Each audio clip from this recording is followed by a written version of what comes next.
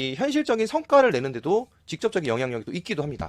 근데 더 중요한 건 내부적으로도 어떤 이런 이제 감정적인 리스크를 좀 미연에 예방할 수가 있는 거죠. 그러니까 목적에 반하는 피해자들을 양산하는 배신자를 싹을 그냥 잘라버리거나 예방할 수가 있다는 겁니다.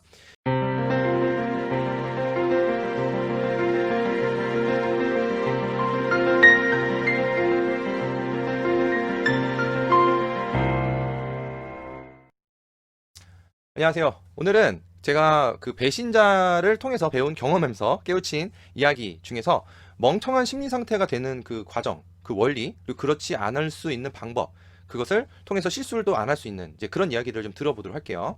자, 우리 인간은요, 어떤 특유의 어떤 특수한 상황이나 어떤 특별한 상황 속에서 멍청한 심리 상태가 되는 경우가 있습니다. 그래서 그럴 때 주로 실수를 많이 하게 되는데, 누구라도 그럴 수 있어요. 근데 그런 상황 속에서 그냥 멍청한 실수를 해버린 사람이 있는 반면에 그렇지 않을 수 있게끔 스스로가 조절하고 제어할 수도 있는 사람들도 있습니다. 그래서 그런 방법을 오늘 좀 말씀드린다라고 생각하시면 되고, 그걸 끝까지 보시면 스스로도 그런 실수를 안 할 수 있는 그런 마인드가 형성이 될 겁니다.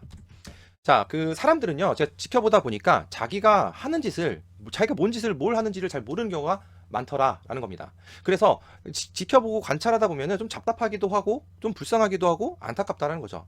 한 번은 제가 이런 일이 있었어요.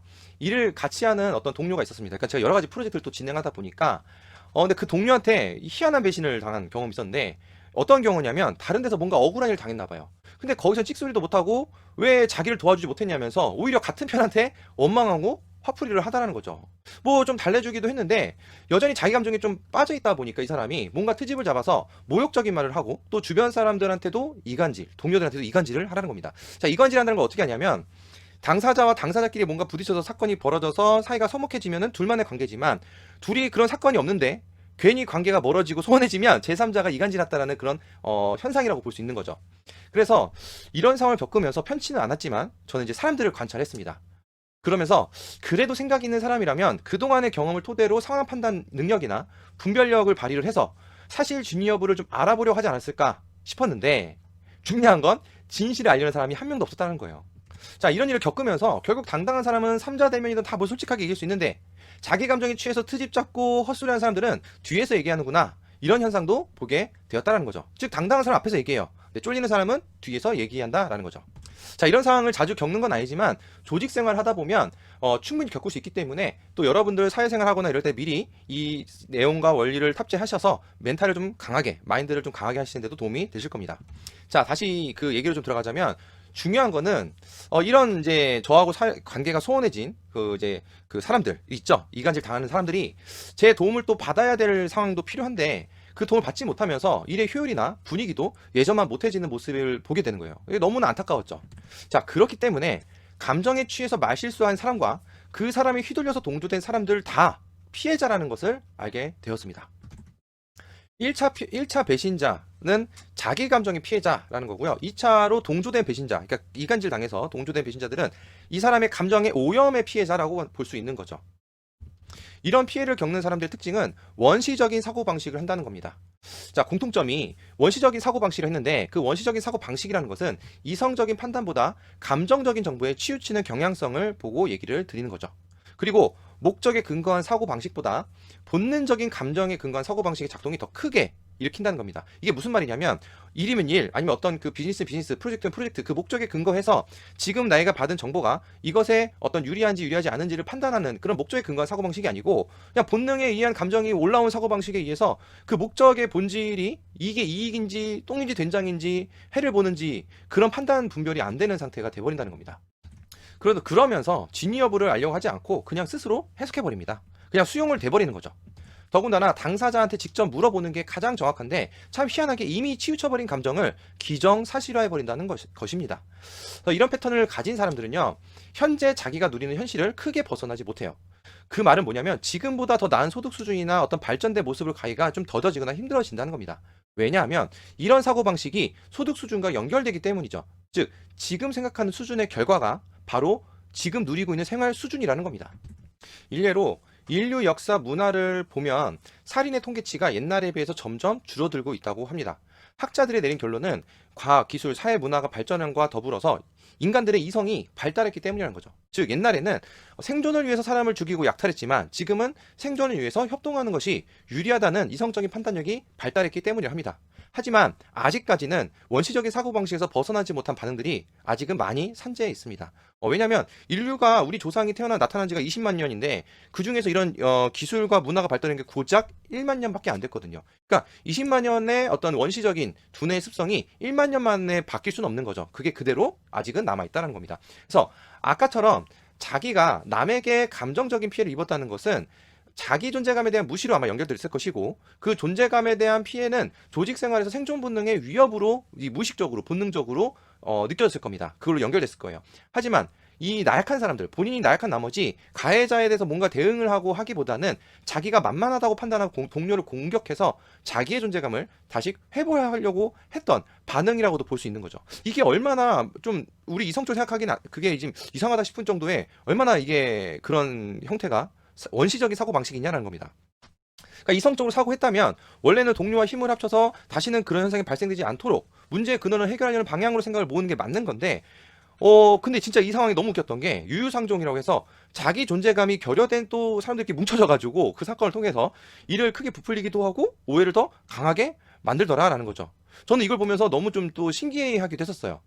아무튼 이런 현상을 방지하기 위한 어떤 과학자들이 사용하는 사고방식 그런 이제 방법을 좀 얘기를 드리도록 하겠습니다. 첫 번째는 오류 인지입니다. 첫 번째는요, 어떤 정보를 듣거나 어떤 상황을 당했을 때 지금 당장 생명의 위협을 느끼는 상황이 아닌 상태에서는, 그러니까는 진짜 생명의 위협을 느끼는 건 아니지만은 심리적으로, 이 본능적으로, 무의식적으로 어떤 감정적으로 생명의 위협을 느낀다. 죄송합니다. 생명의 위협을 느낀다는 그런 감정 상태가 될 수도 있어요. 어찌됐든 착각을 일으키는 거죠. 근데 그게 아닌 상태에서의 부정적인 감정 자체는 오류라고 봐야 됩니다.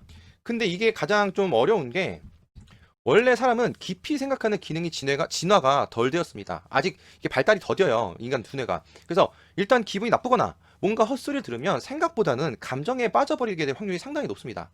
또는 헛소리를 들었을 때도 처음 들었을 때 놀랐다가 자꾸 들으면 그게 사실처럼 또 받아들여지기도 해요.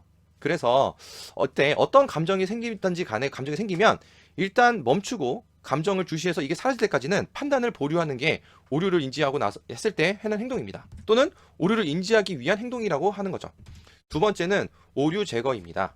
자, 심리학자 마이어스에 의해서 그 얘기를 들어보면은 실제를 환상과 구분하고 사실을 넌센스와 분리시키기 위해서는 회의적이지만 냉소적이지 않고 개방적이지만 잘 속아 넘어가지 않는 태도가 절대적으로 필요하다. 그러니까는 이거를 좀 뭐랄까 팩트를 근거해서 보려고 하는 그런 자세가 필요하다는 거죠. 그리고 폴란드 격언에는 이런 말이 있다고 합니다. 확실하게 믿으려면 의심으로 시작하라. 자, 그런데 이런 말들이 있는 이유가 뭐냐면 앞서 얘기했듯이 인간은 오류에 되게 취약합니다. 오류에 취약하다는 것을 사실은 우리가 인정을 해야 돼요. 그래서 겸손하게 받아들이고 호기심과 회의적인 태도로 그런 것들을 살펴봐야 된다는 거죠. 자, 그래서 오류를 제거하기 위한 방법으로는 크게 두 가지 질문이 있습니다. 어떤 정보나 어떤 그런 걸 얘기를 들으면 그게 무슨 의미를 가지고 있는가? 그리고 그것이 사실이라는 것, 그것을 목격하고 그것의 증거와 근거가 무엇인가를 토대로 그 팩트를 살펴보는 그런 과정이 필요하다는 거죠. 그리고 이거는 제가 하나 더 보태자면 지금 우리의 목적과 우리의 어떤 방향성과 목적과 그 사실은 어떤 관련이 있는가, 이것도 연결지어서 살펴봐야 됩니다. 그래야 이 오류를 제거할 수 있는 생각들, 사고방식들이 점점점 이제 클리어하게 명료하게 살펴볼 수가 있게 되는 거죠.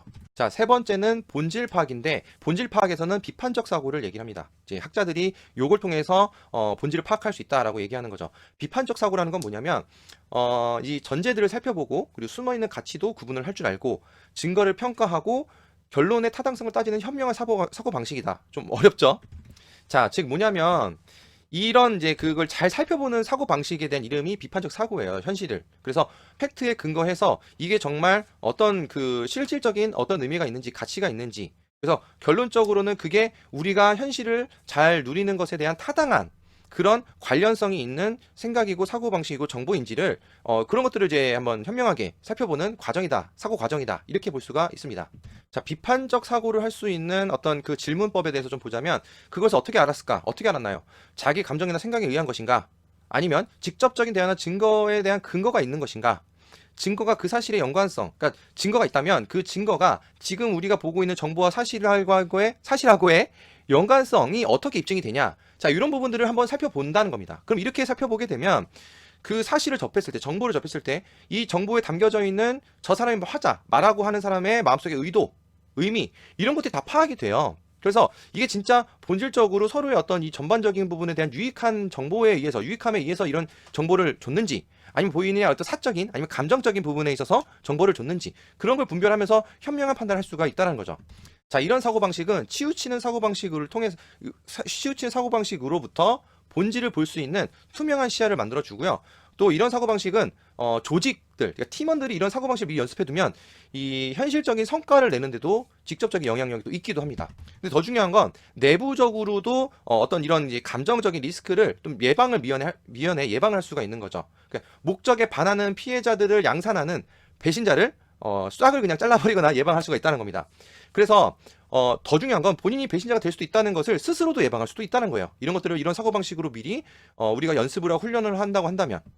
자, 그래서 제가 오늘 좀 이게 그 학자들이 하는 얘기들을 인용을 해서 응용해서 여러분 현실에 실질적인 적용하는 부분을 좀 설명을 드렸는데, 아마 이 단어나 표현하는 게 좀 처음이고 생소하고 또 되게 어려울 수 있습니다. 추상적일 수 있는데, 이 영상을 다시 한번 몇 번 보시면 좀 더 그나마 좀 두 번, 세 번 더 이해가 되실 거예요. 그래서 분명한 건 이런 방법을 통해서 여러분도 어떤 상황 속에서 1차 피해자고 1차 피해자 감정에 지배당해서 멍청한 상태가 돼서 실수를 할 수 있는 것들도 예방하거나, 아니면은 그 누군가 그 감정에 오염을 시키는 것으로부터 나를 지킬 수 있는 상태가 될 수 있다는 거죠. 그래서 여러분도 1차 감정의 피해자 또는 2차적으로 감정의 오염의 피해자가 되지 않기를 바라는 마음으로 요거를 만들어 본 거예요. 좀 더 얘기 드리자면 2차 피해자들이 좀 애매해요. 왜냐하면 1차 감정 유발자들은 여러 가지 말을 막 지어내고 부풀려서 어떻게든 현혹을 시키려 하거든요. 근데 그거를 참 방지하기가 어려워요. 왜냐하면 게다가 친분 있는 관계에서 더욱이 더 어려워요. 그러니까 친한 사람이 자꾸 이게 뭐 이상한 헛소리하고 막 그러면 친한 사람일수록 이게 그냥 무방비 상태로 흡수가 돼버리거든요. 그렇지만 관계의 본질적인 목적의 중심을 지키면 그런 상태에서 바라본다면 충분히 방지하고 현명한 사고 방식을 할 수가 있습니다. 그러니까 아무리 친한 관계라도 이 관계의 목적성을 명확하게 가치관을 1순위로 두고 본다면 굳이 휘둘리거나 흔들리지 않을 수도 있다라는 거죠. 자, 그래서 오늘은 좀 이런 것들이 우리 생산성, 여러 가지 생산성을 망쳐요. 예를 들어서 뭐 꼭 제가 이제 경험담을 통해서 비즈니스나 일에 대해서 얘기 드렸지만, 인간관계나 어떤 조직 여러 가지, 심지어 종교단체에서도 이런 일들이 벌어지기도 하는 것도 제가 상담했었고, 뭐 정치권에서는 뭐 이루 말할 수 없죠. 어쨌든 간에 이 이성적인 사고방식이 이 그 현실에서 벗어난 불필요한 그 피해를, 누구라도 피해를 입을 수 있을 만한 선택들을 이성이 막아주고 개선시켜주기 때문에 그 이성적인 생각을 할 수 있는 요 세 가지 원리 입각해서 한번 그 현실을 바라보는 연습, 생각해보는 연습을 해보시기를 바랍니다. 자, 일단 오늘 여기까지 마무리 짓도록 하겠습니다. 감사합니다.